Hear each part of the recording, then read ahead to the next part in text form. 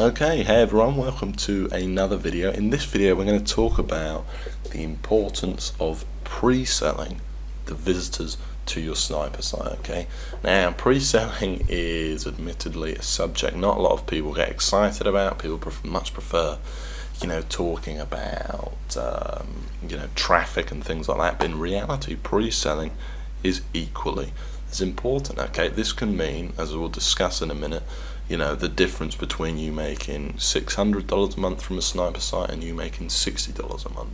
Okay, because it means the percentage of people that come to your sniper site that will actually go on to buy the product you're recommending. Okay, whether it be your own product or someone else's. What I recommend doing, a clickbank product for example, that you're promoting as an affiliate. Okay, so pre-selling is very important, and in this video we're going to look at some key principles. I mean, I've already discussed it in a lot of detail in the manual, but we're going to look at some key principles. Again, I'm going to show you some pictures to use, which to avoid, and also help you search for a theme for your sniper site as well. Okay, so first of all, an important warning. Okay, the pre-selling techniques discussed in this course are mainly for clickbank products. Okay, both the ones discussed in the manual and the ones I'm going to discuss in this video. Okay, physical products will require a different approach. Now, here's the best example. If someone is looking to lose weight, for example, and they come across a book online which says, a big sales page that promises they're going to use, X many pounds in X many days, blah blah blah, it's quite possible they don't believe what the sales page says. That is essentially what your pre-selling does. It helps to create more trust in the sales page. That is the number one task that you need to achieve, basically. Okay, with the pre-selling on your site, is entrust more, is give the visitor more believability in what they see when they go to the sales page. Okay, now if the visitor is looking to buy an iPod or a spade, my favorite example that I always use is the spade example. If someone's looking to buy a spade, they don't need to be convinced that the spade is real and that the spade is going to work. Everybody knows that it is. So physical products will require a different approach than the pre-selling techniques discussed here. Okay, in fact they require a lot less pre-selling. All they require is kind of a very simple review, and here's the best place to buy it at the best price. The best price, that is what's absolutely key. Physical products, because obviously with physical products there's a lot of different places to buy the stuff. Okay, whereas with your particular weight loss ebook, there might be only one website in the world that sells it. When someone's looking to buy a spade, there's 10,000 places to buy one. Okay, so that's the different approach for physical products. Also, this will apply to some clickbank products. For example, the government records niche. Okay, now for those of you that don't know, this is a product whereby you type in someone's name and it comes up with any government records related to that person, or supposedly that's what it does anyway. So something like that. Okay, I'm not never actually used it myself, but I have promoted it in the past. And essentially, because it's kind of a how can I explain this? That the person doesn't need to be convinced that it's going to work, because when they go to the website it's just a search button and they just enter the name and some stuff comes up. Basically, it requires a lot less pre-selling than selling an ebook, for example. Okay, so I hope that makes sense. The same with some of the softwares that come with a free trial. So for example, you might be promoting a driver robot. Okay, and this is the thing that automatically updates the drivers on someone's computer. Okay, every computer has these things called drivers, which I don't know exactly what they do. I'm not very tech savvy, as many of you will know. But anyway, yeah, what the robot does is update them. Okay, automatically. It's a paid product, but it offers a free trial. Now, when something offers a free trial, obviously someone doesn't have to be super convinced in order to take a free trial, because it is by design free. Okay, so these pre-selling techniques in the course are mainly for clickbank products. When promoting other things, CPA offers as well, you're going to require a lot less pre-selling. Okay, now for some important tips. Okay, And ignore this at your peril, because if you don't do this, you're going to be screwed, and everyone is just going to arrive on your website and leave straight away. And this is the crucial understanding that pre-selling is not selling. You are not selling the prospect.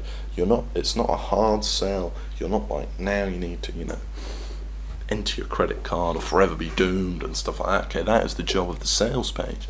That is not your job. All you're doing is you're trying to, first of all, get them to visit the sales page, and second of all, have a kind of a more trusting, sort of warm buying mood when they do. Okay, so you're not actually selling them, you're pre-selling them on what they're about to see.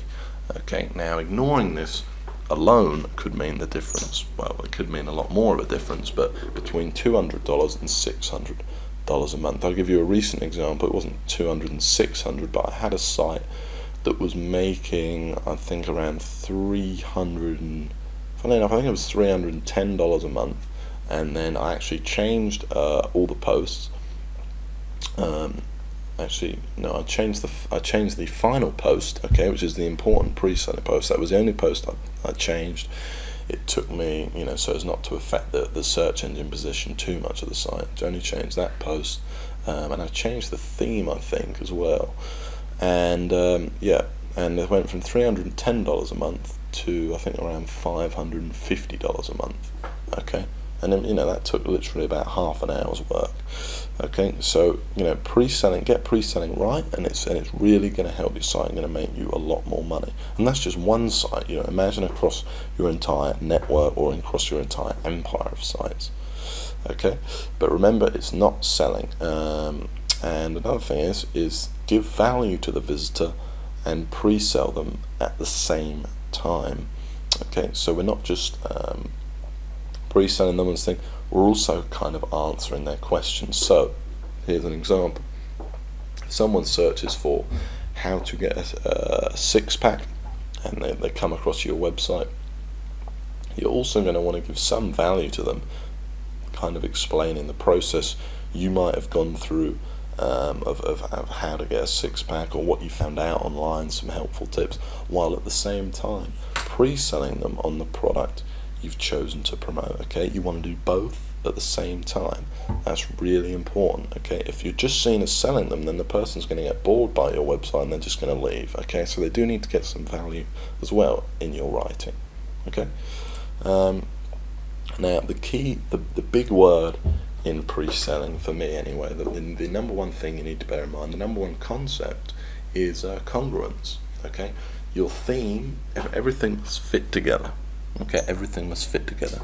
The key word you're targeting must fit together with when the visitor arrives on your site. When the visitor arrives on your site, the theme must fit in with your writing, and it all must fit together with the product you're promoting. Everything should essentially be very congruent. Okay, so your theme must fit your story and your target audience. Okay, now the theme you choose, so let's say I was selling a gaming product, okay, or a programming product to a computer programmer. I might have a sort of technically impressive site. It might be a dark background, a bit like this PowerPoint presentation, with all sorts of interesting things on it. Whereas if I was pre-selling a weight loss audience, or perhaps a mature woman or something like that, I would have a more simple site. That's going to appeal to them much more, and going to be a lot easier to read. Okay. The next thing is that pictures will impact conversions. Okay. Now we're going to discuss pictures in a moment, but it's important to have a great picture of you. Okay, you want it to be a headshot of you. You don't want it to be too professional, but you do want it to be professional. Okay. Now, too professional means like, when you've hired a professional photographer to photograph you, and nothing screams I'm going to sell you something like that. Okay, so it wants to be kind of a good photo of you, a good smiling photo of you, but not actually professionally produced. The other thing is you want to make your About Me page good. Okay, now a lot of visitors, way more than you think, will actually go to your About Me page searching to find more about you. Okay, so they'll be on your website, they'll be reading your story as a reviewer, and they may not actually believe what you're saying, and will click on the About Me page, or the About Us, or whatever you want to call it, to find out, you know, more about you if you're kind of true to your word and things like that. And basically, if you make that good, it can really help. Okay, it's going to really increase trust, and if you increase trust in what you're saying, you're ultimately going to sell more of the product you're promoting, because people are going to trust what you're talking about. So make your About Me page good, make it long, have another picture of you on the About Me page, explain, this is all in the manual, but explain, you know, why you've created the site, explain what you're hoping to get out of it. You know, don't just say I'm hoping to make a load of money from recommending a product. Okay, and hopefully you're not as well. Hopefully you're looking to provide some real value anyway. And yeah, so make your About Me page good. You know, put in some work there. Quite a few people will actually visit your About Me page, but there's a lot more about that in the manual. Okay, so now let's look at some themes and also some photos that you could use for your website, for your sniper site. Okay, so this is a photo I use very often on my sniper sites. Okay, so you remember you're going to have your photo in the right hand side in that sort of in that little who am I bar, okay, on the right hand side, and you're also going to have it on your About Me page, so it's going to be visible in quite a few places. Now I like this photo because it's not professionally done in any way. I actually think my mum took this photo, but you can see I'm in a suit. You know, I look kind of like an authority reviewer, which is generally the look we're trying to go for here. And you know, people in suits always look more trustworthy. I'm kind of smiling, and it's just generally a good kind of picture to have. Okay, you can clearly see my face, which is also very important. Another one I use a lot is this photo here. Okay, which is not professionally done either by any means. This makes me look friendly and trustworthy, and is kind of a more relaxed one. Okay, so this is the kind of photos I recommend using on yourself. Now I know I'm going into a lot of detail about pre-selling, but it really is important. Like I said, you know, it could mean the difference between you making loads of money and you not making any at all. Okay, so pre-selling is important, so do pay attention. So there's two photos I use regularly. These are the two I use most often, and you know, you only need 2 or 3 or even less. You know, you only actually really need 1. You know, just have a browse around on Facebook and I'm sure you'll find something. Okay, now as promised, I want to show you some examples of photos not to use on your About Me tab. Okay, and this is an example of one that I would not use. For example, this was taken at a Mexican restaurant. Okay, we were dressed up for the feast, and you know, it just doesn't look very good. Okay, it does not do you any favors in regards to looking credible, etc. Okay, and you can't see my face that clearly. I'm not that smiling. It's kind of dark, and I am wearing a Mexican sombrero. So that one, I would also try to avoid one like this. Okay, because it's a cool photo, but you're not really wearing, I'm wearing sunglasses, you can't really see my eyes, I'm not smiling, and it's not really a large face shot. Okay, so you do want it to be mainly a headshot of your face. Okay, and then finally, you know, try to avoid pulling stupid faces in your picture. Okay, so you just want it, you know, to be a normal face, not too wild or anything like that. Okay, so now you've hopefully got an idea of what to use and what not to use, and remember to use something like this and not a guy pulling a stupid face like I am here in Las Vegas. Okay, alright, so that's the pictures taken care of. Now let's actually talk about themes. Okay, and now in terms of finding the themes, you'll find a link in the manual, and basically I always click on the most popular. And this is on the actual WordPress website. I prefer not to actually browse themes here within this, because this isn't a very good place. As you can see, there is no actual popular tab here. Instead, what I'll do is I'll come here, I'll find the theme I like, okay, and then I will go over here and actually type in the name of the theme, and it will, you know, come up, and I'll just install it that way. Okay, but this makes an easier way for searching through them. Okay. So there's more about actual, you know, themes in the manual. Okay, you know, there's very high detail, including, you know, what to choose for all different niches and things like that. So I won't, you know, touch on all that stuff again, but I just wanted to show you where I look for it, so you can browse through them here. let's say I wanted to check this one out, you can then click on it. You can even preview the theme. Now this is actually quite a nice theme. It's a very simple one and one that I've used in the past. Okay. Now if you imagine this theme here with a photo of you here, etc., it looks very professional.